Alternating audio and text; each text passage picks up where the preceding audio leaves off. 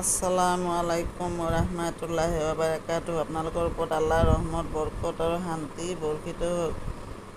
আউযু বিল্লাহি মিনাশ শাইতানিৰ ৰাজিম। বিসমিল্লাহিৰ ৰহমানিৰ ৰহিম। খেদা খোৱা শয়তানৰ প্ৰচলনিৰ পৰা আল্লাহ তুমি আমাক ৰক্ষা কৰা। পৰম কৰুণা আৰু পৰম দয়ালু আল্লাহ তাআলাৰ নামত আৰম্ভ কৰা। আজি সূৰা আটটোৰ অৰ্থ এখন পৰ্বটোৰ নাম। সূৰাটোৰ 21 নম্বৰ আয়াতৰ পৰা 25 নম্বৰ আয়াতলৈকে পঢ়ি শুনাব খুজিছোঁ। আশা কৰোঁ আপোনালোকে শুনি অশেষ সওৱাব অৰ্জন কৰিব পাৰিব। যিসকলে ইমান আনিছে তেওঁলোকৰ সন্তান সন্ততিসকলক যদি ইমানৰ সৈতে তেওঁলোকক অনুসৰণ কৰি চলিছে, তেনেহ'লে তেওঁলোকৰ এই সন্তান সন্ততিসকলক মই জান্নাতত তেওঁলোকৰ লগত মিলন ঘটাই দিম আৰু তেওঁলোকৰ কৰ্মফল অকণো হ্ৰাস কৰা নহ'ব। প্ৰত্যেক ব্যক্তি নিজ কৃতকৰ্মৰ বাবে দায়বদ্ধ। মই তেওঁলোকৰ হেঁপাহ অনুযায়ী নানা তৰহৰ ফল মূল আৰু মাংসৰে তেওঁলোকক আপ্যায়িত কৰিম।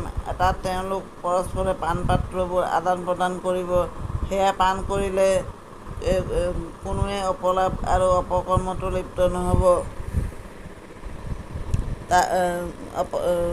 তাত তেওঁলোকৰ বাবে বিশেষভাৱে নিয়োজিত থকা কিশোৰবিলাকে তেওঁলোকক পৰিচৰ্যা কৰি ঘূৰি ফুৰিব। সেই কিশোৰবিলাক দেখাত ইমান ধুনীয়া, যেনিবা সিহঁত ঢাকি ৰখা সুৰক্ষিত মুকুতাহে। সেই ভাগ্যৱান জান্নাতীসকলে ইজনে সিজনক আগবাঢ়ি আহি পৃথিৱীৰ বিগত জীৱনৰ সম্পৰ্কে সোধা সুধি কৰিব। সমাপ্ত।